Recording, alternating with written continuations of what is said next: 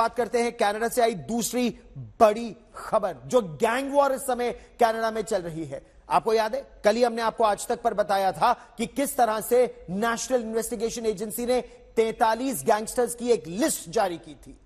उनमें से कुछ गैंगस्टर्स समय कनाडा में हैं। उनमें से एक गैंगस्टर 33 नंबर पर, उसका नाम है सुखदूल सिंह उर्फ सुक्खा।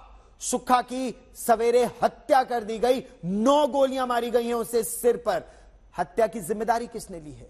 लॉरेंस बिश्नोई गैंग ने। यह भारत के दावों पर मुहर लगाता है कि कनाडा इस समय अपराधियों का, वसूली करने वाले लोगों का और आतंकवादियों का गढ़ बनता जा रहा है, और जस्टिन ट्रूडो उन पर काबू करने के बजाय भारत पर राजनीति से प्रेरित होकर बेबुनियाद आरोप लगा रहे हैं।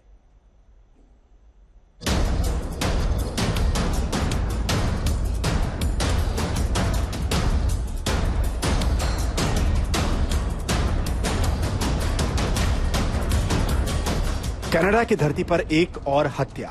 तस्वीरों में दिख रहे गैंगस्टर सुखदूल सिंह उर्फ सुक्खा दुनके को कनाडा के विनिपेग सिटी में हमलावरों ने मार दिया। कनाडा की जमीन पर धड़ल्ले से फल फूल रहे आतंकवादियों के गुनाहों की फहरिस्त में एक नाम गैंगस्टर सुखदूल सिंह का भी जुड़ गया है।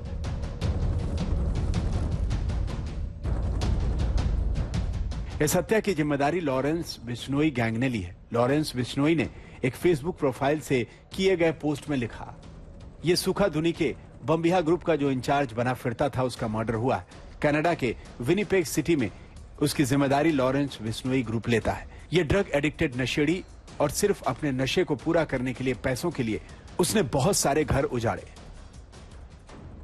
ये सारी बातें भारत के विदेश मंत्रालय ने भी कनाडा को लिखी चिट्ठी में कहा था।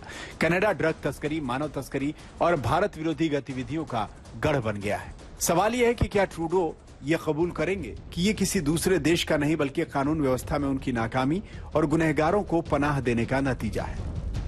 कनाडा में मारे गए गैंगस्टर सुखदूल सिंह उर्फ सुक्खा दुनके की तस्वीर भारत की जांच एजेंसी एनआईए ने एक दिन पहले ही जारी की थी।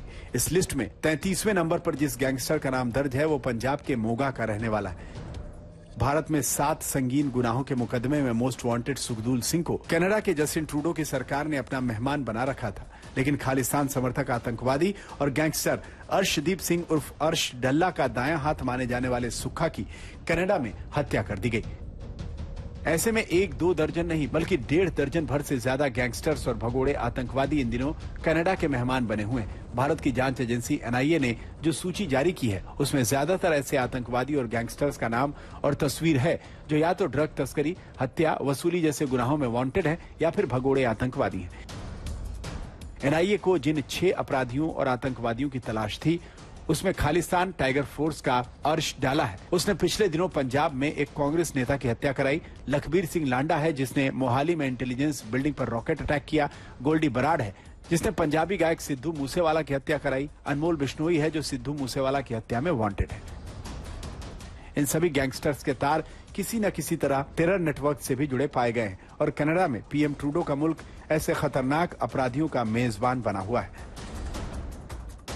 और तो और जिस तरह ये अपराधी आपसी गैंगवॉर में एक दूसरे की हत्या करते हैं, उन पर लगाम लगाने में नाकाम कनाडा के पीएम ट्रूडो भारत पर कीचड़ उछालकर अपनी नाक बचाने में जुटे हैं। दिल्ली में अरविंद ओझा के साथ आज तक ब्यूरो। एक बात आपको और बता दें, एक बात जो आमतौर पर पाकिस्तान के लिए कही जाती थी कि पाकिस्तान आतंक का गढ़ है, अब कुछ उसी तरह की बात कनाडा के लिए की जा रही है कि कनाडा अब खालिस्तानी आतंकवादियों का, उग्रवादियों का और वसूलीकारों का, गैंगस्टर्स का, एक्सटॉर्शनिस्ट का, क्रिमिनल्स का गढ़ बनता जा रहा है। अच्छा, हम आपको एक बात और बता दें, जब कनाडा के प्रधानमंत्री जस्टिन ट्रूडो अपने दिल्ली दौरे पर आए थे G20 के लिए, तो उनके लिए एक प्रेसिडेंशियल स्वीट रिजर्व किया गया था उनके होटल में, लेकिन वो प्रेसिडेंशियल स्वीट में नहीं ठहरे। उसी 5 स्टार होटल में एक सामान्य कमरे में वो रहे। उनका विमान भी जब खराब हुआ तो कनाडा जाकर उन्होंने भारत पर एक बहुत ही बेतुका आरोप लगाया। ये इत्तेफाक है क्या, या फिर इसकी कोई वजह भी है? एक कुछ हो रहा है बिहाइंड द सीन्स, हम आपको इस रिपोर्ट में बताते हैं।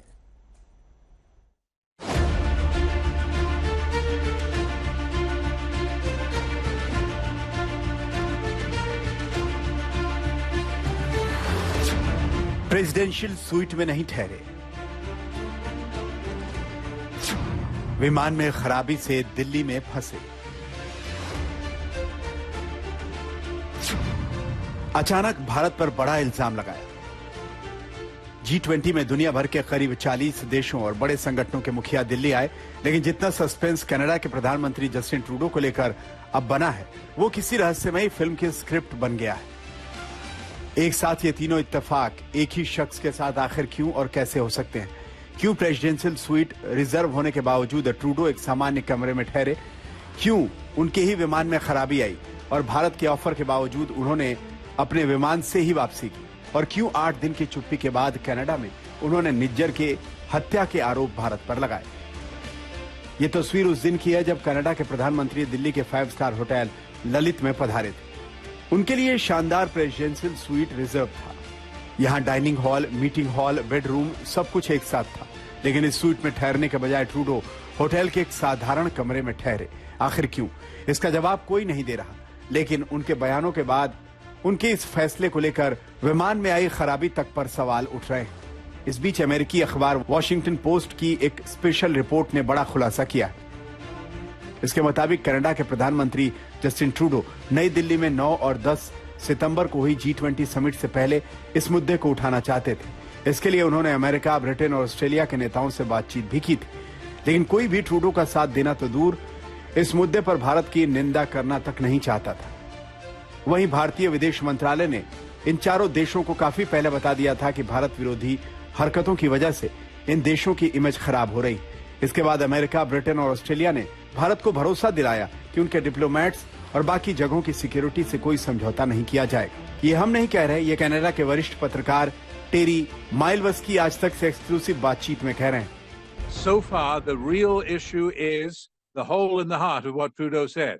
The hole being the complete lack of evidence. The evidence has been lacking ever since June the 18th when Hardeep Nijjar was gunned down. At the time, the Khalistani movement in Canada and elsewhere said, oh, the Indians did it, because apparently a series of 3 Khalistani leaders died at various places around the world. There was no connection, there was no evidence that India was involved, but they treated it as an article of faith. It's like old-time religion. आखिर Trudeau ये सब क्यों कर रहे हैं? तो इसका जवाब है, सर्वे में उनकी लोकप्रियता धूल चाटती नजर आ रही। अगस्त में कराए गए एक एबेकस डेटा पोल के मुताबिक कनाडा के 56% लोग मानते हैं कि ट्रूडो को पद छोड़ देना चाहिए और पार्टी से किसी और को कमान सौंप देनी चाहिए। सिर्फ 27% लोगों ने कहा कि उन्हें फिर से अगला चुनाव लड़ना चाहिए।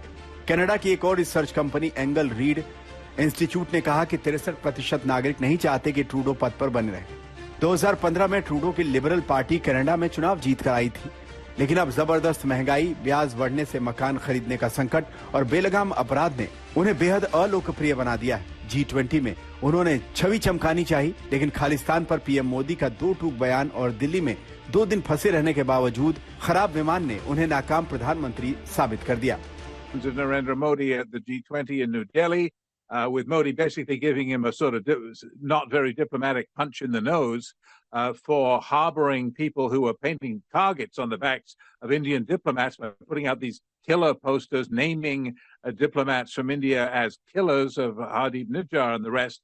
And add to all of it, Canada के हालातों को देखते हुए भारत सरकार ने बड़ा फैसला लिया। भारत ने कनाडा के लोगों के लिए वीजा सर्विस को रोक दिया, यानी कनाडा के लोगों के भारत आने पर रोक लगा दी गई है। अगली जानकारी तक वीजा पर काम बंद रहेगा। ये कहा गया है कि ऑपरेशनल कारणों से यह सेवा फिलहाल बंद रहेगी। कनाडा में गैंगस्टरों और आतंकियों की खुली शह के कारण भारत और कनाडा के बीच तनाव बढ़ता जा रहा है। आज तक ब्यूरो।